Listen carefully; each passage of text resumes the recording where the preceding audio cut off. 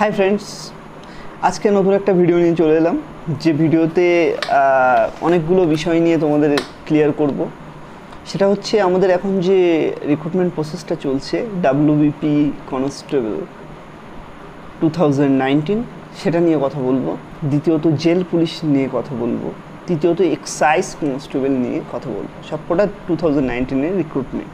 এবং আরেকটা জিনিস নিয়ে আলোচনা করবো, সেটা হচ্ছে আপকামিং ভ্যাকান্সি ইন ডাব্লিউবিপিতে যে আপকামিং ভ্যাকান্সিটা আসছে সেটা নিয়েও কথা বলবো। তো এই চারটে জিনিসের উপরে তোমাদের যদি বিস্তারিত জানতে হয়, ভিডিওটি শেষ পর্যন্ত দেখো সমস্ত বিষয় নিয়ে আমি জড়তাটা ক্লিয়ার করে দেবো। তোমরা সবাই জানো যে ডাব্লিউবিপি কনস্টেবল 2019 মেন্সের যে রেজাল্টটা সেটা দেওয়ার পরে যে ইন্টারভিউ ডেটের জন্য অনেকের সংশয় ছিল, সেটা কিন্তু WBPRB West Bengal police recruitment board কিন্তু সেটা পাবলিশ করে দিয়েছে। তার পরিপ্রেক্ষিতে আমি একটা ভিডিও দিয়েছি, তোমরা যদি না দেখে থাকো গিয়ে দেখে আসো, আমার চ্যানেলে আছে। আর ওর পিডিএফও যে আমাকে হোয়াটসঅ্যাপে পাঠাচ্ছে, মানে হাই পাঠাচ্ছে, তাদেরকে আমি পিডিএফও দিয়ে দিচ্ছি। আমার ফোন নম্বরে দেওয়া আছে সেই ভিডিওর কমেন্টে, ফার্স্ট কমেন্টে। তো কথা হচ্ছে ডাব্লিউবিপি কনস্টেবল। তো ডাব্লিউবিপি কনস্টেবলের রিক্রুটমেন্টটাও কবে হবে, মানে ট্রেনিংয়ের জন্য, সেগুলো সবই বিস্তারিত জানাবো। শেষ পর্যন্ত ভিডিওটা দেখো। তো কথা আসছে ডাব্লিউবিপি কনস্টেবল।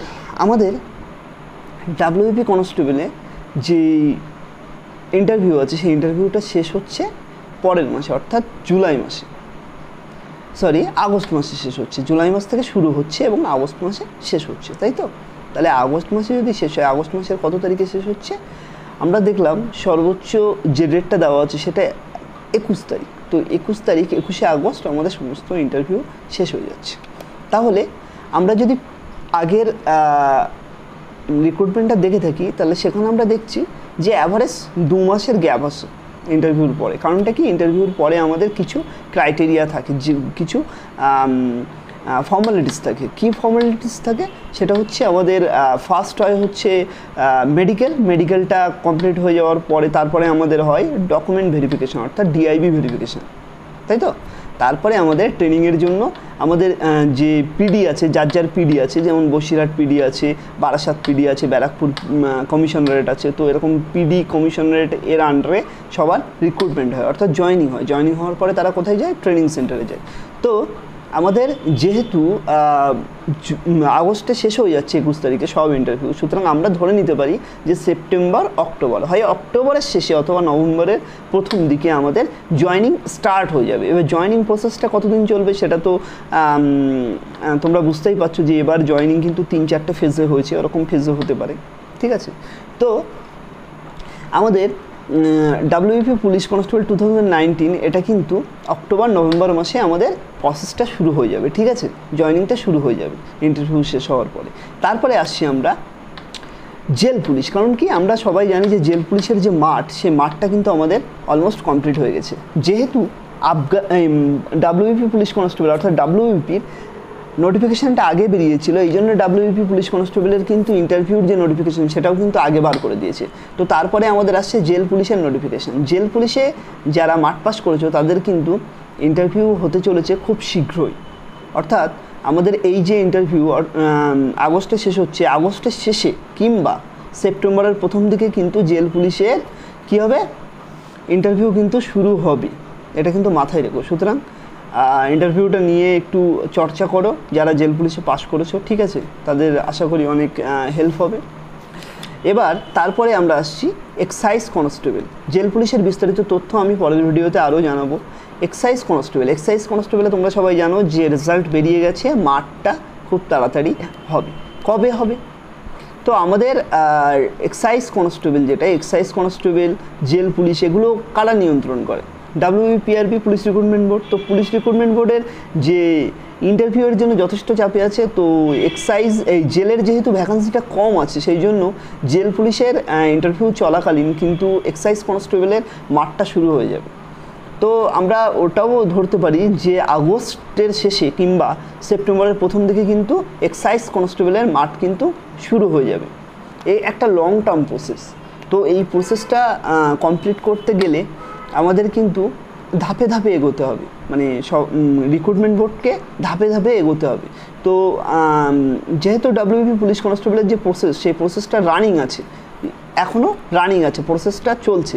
তো এই প্রসেসটা যখন কমপ্লিট হয়ে যাবে, প্রসেসটা কমপ্লিট হয়ে যাওয়ার পরে মানে সবচেয়ে একটা কথা তোমাদের মাথায় রাখতে হবে, সেটা হচ্ছে ইন্টারভিউ পর্যন্ত কিন্তু সেটা পুলিশ রিক্রুটমেন্ট বোর্ডের হাতে থাকে, পুলিশ রিক্রুটমেন্ট বোর্ডের আন্ডারে থাকে, যতক্ষণ না পর্যন্ত ইন্টারভিউ হচ্ছে কোনো একটা সিলেকশন। যেই ইন্টারভিউ হয়ে যাচ্ছে তখনই কিন্তু সেটা পিডির আন্ডারে ঢুকে যায়। দেখাচ্ছে ওয়েস্টবেঙ্গল পুলিশের যে কিছু ছেলে দেখাচ্ছে 500 ছেলে বারাসাত পিডিতে পেয়েছে, সে কিন্তু বারাসাত পিডিতে ঢুকে যাচ্ছে।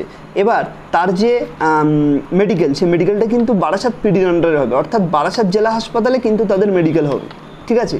তো বারাসাত জেলা হাসপাতালে মেডিকেল হবে, ডিআইবি ভেরিফিকেশান কিন্তু বারাসাতে হবে, ঠিক আছে। সুতরাং সেটা পিডির আন্ডারে ঢুকে যাচ্ছে। তারপরে পিডি কোথায় ট্রেনিংয়ে যাবে সেটাও কিন্তু পিডি, মানে অ্যাকচুয়ালি ব্যারাকপুর থেকে এগুলো হয়, মানে রেগুলেট হয়, কিন্তু পিডি সেটা পাঠাবে গাড়ি করে, যা হোক সব কিছু অ্যারেঞ্জ করবে কি পিডি, পুলিশ ডিস্ট্রিক্ট। এটা কিন্তু তোমাদের মাথায় রাখতে হবে। তো যখন ডাব্লিউবিপির মানে ইন্টারভিউ শেষ হয়ে যাবে তখন কিন্তু মানে পুলিশ রিক্রুটমেন্ট বোর্ড কিসে মানে এটা দেবে, ফোকাসটা দেবে জেল পুলিশে দেবে। তারপরে জেল পুলিশের যে ইন্টারভিউ কমপ্লিট হয়ে যাবে সেই এক্সাইজ কনস্টেবলের উপরে ফোকাস দেবে। তো জেল পুলিশের ইন্টারভিউ যেহেতু ক্যান্ডিডেট কম, মানে ভ্যাকান্সি কম, সুতরাং ওখানে কিন্তু এক্সাইজ কনস্টেবলের মাঠটাও কিন্তু একেবারে আশা করা যায় করিয়ে নিতে পারবে। তাহলে তোমাদের আশা করি ডাব্লিউবিপি কনস্টেবল এবং জেল পুলিশ এবং এক্সাইজ কনস্টেবল তিনটে ব্যাপারেই তোমাদের বুঝতে পেরেছো। এবার আমরা আসছি নেক্সট রিক্রুটমেন্ট। এটা একটা বিশাল বড় প্রশ্ন, কারণ আমার অনেক ভাই আছে, অনেক দাদা আছে যারা ডাব্লিউবিপি কনস্টেবলেও মেইনে বাদ গেছে, জেল পুলিশে পাস করতে পারেনি, এক্সাইজ কনস্টেবলে পাস করতে পারেনি, এরকম অনেক ভাই কিংবা দাদা আছে। তো তাদের জন্য আমার একটাই সাজেশন, যে এই যে লকডাউন পিরিয়ড, এই লকডাউন পিরিয়ডটা তোমরা ইউটিলাইজ করে ভালো করে প্রিপারেশন তৈরি করো, যাতে করে তোমরা প্রিলি এবং মেন্স অনায়াসে ক্লিয়ার করতে পারো। আর আমার দিক থেকে তোমাদের জন্য যথেষ্ট শুভকামনা রইল, যাতে করে নেক্সট রিক্রুটমেন্টে তোমরা বাড়াতে পারো। তো সবার মনে একটাই প্রশ্ন এখন, যে নেক্সট রিক্রুটমেন্ট দাদা কবে বেরোবে, নেক্সট রিক্রুটমেন্ট দাদা কবে বেরোবে। এখন তো লকডাউন চলছে, এখন দেশের অবস্থা খুবই খারাপ, নেক্সট রিক্রুটমেন্ট কি বেরোবে কবে, অমুক তমুক নানান তাল প্রশ্ন মনে জাগছে। তো তোমাদেরকে একটা কথা বলে রাখি, সবাই অনেকে বলেছিল যে এই যে রিক্রুটমেন্ট প্রসেসটা চলছে এটাও নাকি স্টপ হয়ে যায়। কখনো এরমভাবে স্টপ হয় না, কারণটা কি, ওর বিলটা পাস হয়ে গেছে।